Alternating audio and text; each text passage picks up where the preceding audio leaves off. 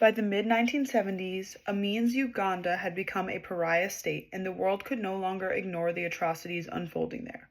A pivotal moment came in 1977 at the Commonwealth Heads of Government meeting in London. There, Amin's regime faced strong condemnation for its human rights abuses, especially the mass killings, disappearances, and ethnic persecution, leading Great Britain to apply pressure. Amin, who had previously attended such meetings, was barred from the London summit, signaling his growing international isolation. Amin also attempted to divert attention from his crimes by posturing on the global stage. He notably offered to send Ugandan troops to fight Israel after the United Nations refused to pose sanctions on Israel over its occupation of Palestinian territories. In a 1975 UN meeting, Amin took the floor as the Organization of African Unity president to condemn Israel's actions. He stated, "We don't want war. We don't want a destruction of Israel, but we want a peaceful Middle East. But if they don't want peace, what can we do? What can you do? If all I wanted to beat you with a stick, your duty is to defend yourself. Therefore, the Arab are to defend, and also they are to gain their territory by all means peaceful or by fighting, because the territory was taken from them by a force of arms." Amin used his stance to present himself as a champion of Muslim and African solidarity, but in truth, it was a distraction from the horrors within Uganda. His vocal anti-Zionism and public praise for Adolf Hitler revealed his violent worldview.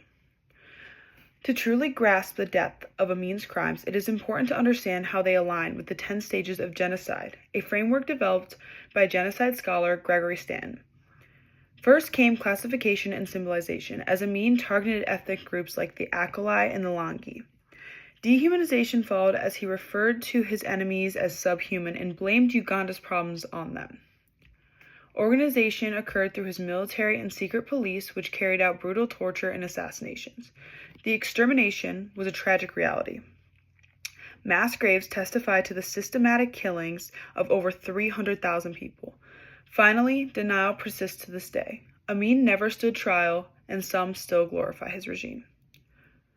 Idi Amin never faced trial for his crimes due to the combination of political asylum, international inaction, and the absence of a functioning international justice system at the time.